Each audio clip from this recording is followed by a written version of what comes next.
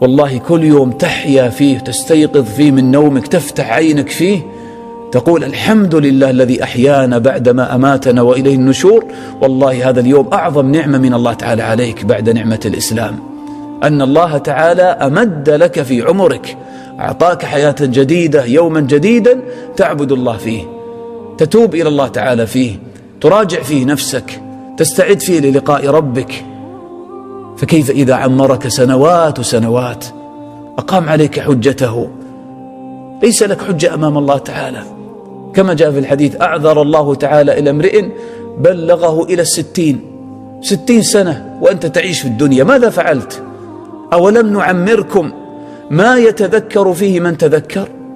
يعني أولم نعمركم عمرا فيه فسحة للتذكر، ما يتذكر فيه من تذكر، وجاءكم النذير.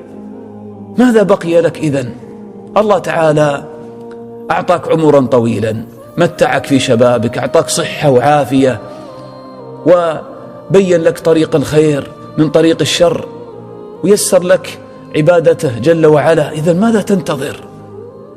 لهذا ينبغي علينا أن نجاهد أنفسنا. هذا هو سر جعل هذا الحديث في باب المجاهدة، أن الإنسان إذا استشعر أن طول العمر بالنسبة له، بالنسبة للمؤمن، غنيمة عظيمة وفرصة جليلة، ويكون من أحسن الناس عند الله، يكون خير الناس عند الله من طال عمره وحسن عمله، فهذا يدعوه إلى مجاهدة نفسه، وأنه يقضي هذا العمر الطويل في جهاد النفس على طاعة الله تعالى.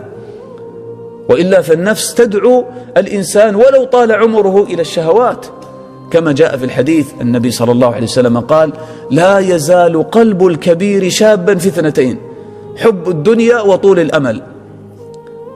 حتى قلب الكبير إذا غفل عن الله، إذا ما أقبل على ما ينفعه، ما أقبل على العبادة، فلا يزال في حب الدنيا وشهواتها والتمتع بها، ويؤمل الآمال البعيدة، وما بينه وبين الموت إلا يسير.